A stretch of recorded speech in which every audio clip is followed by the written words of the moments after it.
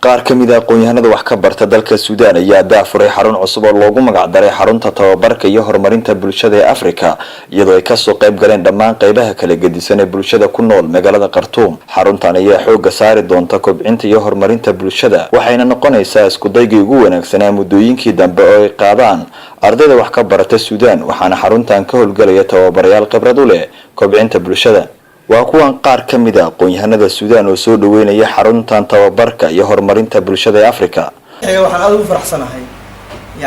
in aan arko maanta Suudaan muddada aan joogay muddo 7 sano ku dhawaad baan joogay ma aan arag waxa intaas dhan soo gnaa oo ra'iis haysta oo isku haysta oo hebel iyo xasiyeen markuu horta waxaan aad iyo aad ugu mahadcelin lahaa aan dhiirigelin lahaa saaxiibkayga qaaliga Maxamed Sheekh intuu ku dhiiriday barnaamijkan nolosheena soo intisaal mar waa saaxiib mooyo اختراف عرفتي dhiirigelintan waxa manay qofku inuu si karar qaato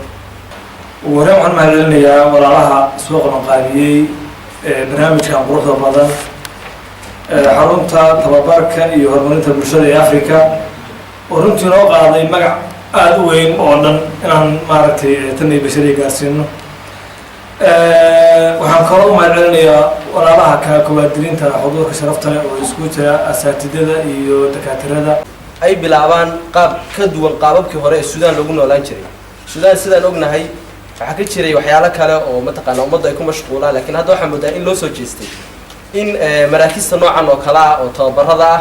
iyo in qofku qalin wax ku cabiraayay ay hadda inoo bilaabatay. ugu dambeyn waxaa ka hadlay goobta xaruntan cusub lagu xarig jariyay gudoomiyaha xaruntan cusub Maxamed Bashiir waxa uu sheegay inay si laba jibaari doonaan dadaalkooda ku aadan bixinta tababarada iyo horumarinta bulshada.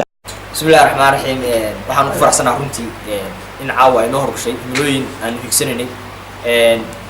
muddo baan ku fikirnay barnaamijkan hirgelintiisa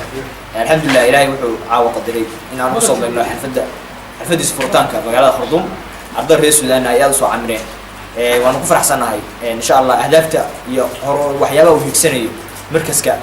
Afriqiya litadriib wa tanmiya bashariya waana Africa training ah. xarunta tababarka iyo horumarinta bulshada Afrika ayaa waa cusub u noqonaysa hal abuurka ay leeyihiin aqoon-yahanada wax ka barta dalka Suudaan oo sanad kasta soo hindisa barnaamijyo dhaxalgal u ah bulshada Soomaaliyeed. Maxamed Ciise Koona, Kalsan TV, Khartoum, Suudaan.